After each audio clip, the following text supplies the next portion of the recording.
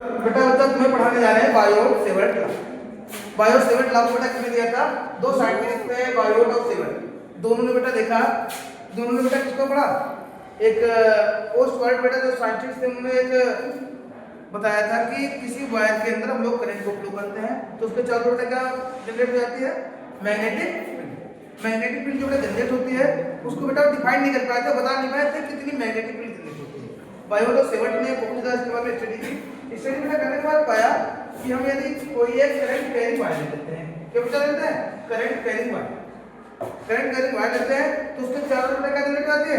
Magnetic field generate होती है। उन्होंने करंट कैरिंग वायर लिया, उन्होंने देखा कि उसके छोटे से टुकड़े से बेटा कितने मैग्नेटिक फील्ड जनरेट हो रही है? एक पॉइंट है, ये बेटा पॉइंट मैग्नेटिक फील्ड जनरेट हो रही है जो बेटा वायर के ऊपर है, डिस्टेंस पर है, r डिस्टेंस पे। जो बेटा टुकड़ा लिया था वायर का, जो छोटा पार्ट लिया था उसकी डिस्टेंस बेटा क्या की? dl थी। कितने मीटर की? dl थी। ओके, और बच्चे ने एंगल बना रहा था, उसका एंगल का पता कितना एंगल लग दिया? थीटा। कितना बड़ा एंगल लगा? थीटा। अच्छा, करंट बड़ा फ्लो हो रही थी वायर में। बायोट और सेवर्ट ने बताया कि किसी वायर के अंदर जो करंट फ्लो होती है उसके अंदर जो बेटा मैग्नेटिक फील्ड जनरेट होती है उस पॉइंट पे बेटा मैग्नेटिक फील्ड क्या होती है? बेटा टोटल करंट के केवल क्या होती है? Directly proportional. जो बेटा उसके अंदर करंट जो फ्लो हो रही होती है, करंट के डायरेक्टली प्रोपोर्शनल बेटा क्या होती है? मैग्नेटिक फील्ड उस बेटा करंट के डायरेक्टली प्रोपोर्शनल होती है। उसके बेटा हम लोग वायर की लेंथ लिए थे, जैसे बेटा वायर की लेंथ, जैसे वायर की लेंथ को बढ़ाया जाए तो बेटा मैग्नेटिक फील्ड क्या होती है? बढ़ती जाती है। वायर की लेंथ को घटाया जाए मैग्नेटिक फील्ड बेटा क्या होती है? घटती जाती है।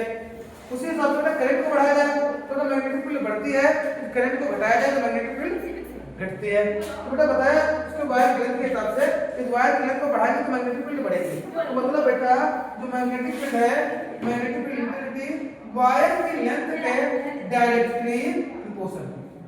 वायर की लेंथ बेटा क्या बच्चा? डायरेक्टली प्रोपोर्शनल है क्या चीज? Magnetic field intensity. उसके बच्चा बताया जो ये डिस्टेंस है, जो बेटा बीच की डिस्टेंस है, उस डिस्टेंस की क्या है?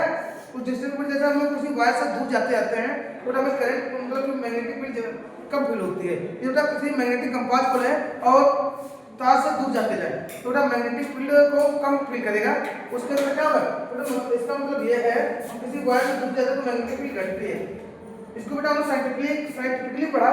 साइंटिफिकली बेटा पढ़ने के बाद हमने पाया जो मैग्नेटिक फील्ड इंटेंसिटी है, जो डिस्टेंस के वायर से दूरी है उसके स्क्वायर के इनवर्सली प्रोपोर्शनल। उस बेटा स्क्वायर क्या होती है? इनवर्सली प्रोपोर्शनल होती है। अब बेटा उसके बाद उन्होंने पाया यदि बेटा एंगल घटता बढ़ता है तो उस पर डिपेंड कर रही थी मैग्नेटिक फील्ड, कहीं कम हो रही थी तो कहीं ज्यादा हो रही थी। उन्होंने कहा एंगल है उसमें साइन जो मैग्नेटिक फील्ड इंटेंसिटी है एंगल में साइन थीटा के डायरेक्टली प्रोपोर्शनल होती है। एंगल बेटा साइन थीटा के डायरेक्टली प्रोपोर्शनल होती है। ये बेटा कितने बच्चे क्वेश्चन में गए? 1 2 और 3 और 4। 1 2 3 बेटा 4 क्वेश्चन बन गए। 4 बेटा एक क्वेश्चन में डिपेंड कर रहे थे। कितने बेटा क्वेश्चन पे डिपेंड कर रहे थे? 4 क्वेश्चन पे डिपेंड कर रहे थे। चारों बेटा क्वेश्चन डिपेंड करने के बाद उन बेटा एक अलग से फार्मूला निकाला जो बेटा मैग्नेटिक फील्ड है चारों को एक साथ ले लिया जाए। फिर चारों क्वेश्चन को हम क्या कर देते हैं?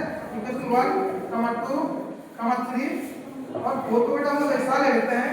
बेटा क्या बेटा मैग्नेटिक फील्ड का आता है? Magnetic field directly proportional to current length sin theta upon r।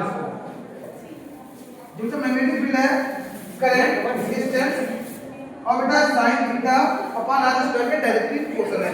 अभी बेटा करेक्ट वैल्यू नहीं आ पा रही थी, दोनों बायोट और सेवर्ट बेटा पढ़ रहे थे, करेक्ट वैल्यू नहीं ला पा रहे थे।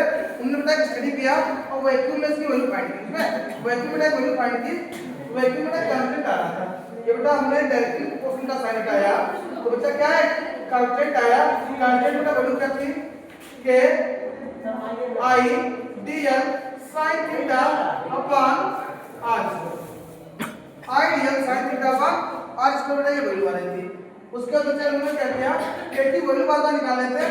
k की बेटा वैल्यू आई, k की value I mu naught upon 4 pi i dl sin theta upon r।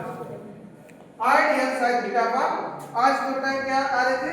k की कांस्टेंट की वैल्यू आ रही थी। वैल्यू बेटा म्यू क्या है? म्यू में बेटा परमेबिलिटी कांस्टेंट है। क्या है?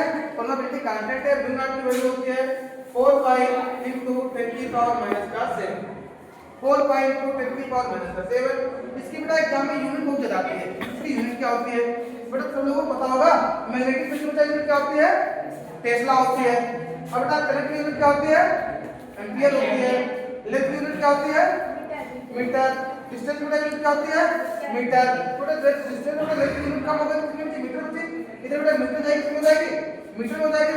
बेटा जब टेस्ला पर टेस्ला मीटर पर उसका क्या लगेगा, एम्पियर।